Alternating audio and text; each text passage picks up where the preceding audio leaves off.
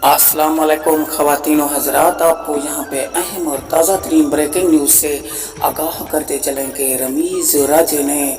अहम ऐलान कर दिया कि अफ़गानिस्तान की टीम पर पाबंदी लगाई जाए और इस टीम ने पाकिस्तान के साथ जो मुकाबला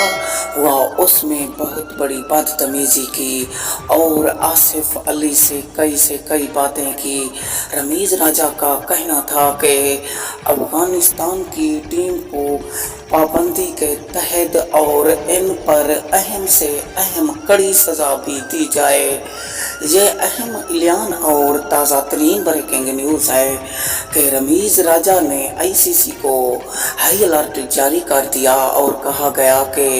कड़ी से कड़ी अफ़गानिस्तान खिलाड़ियों को सज़ा दी जाए।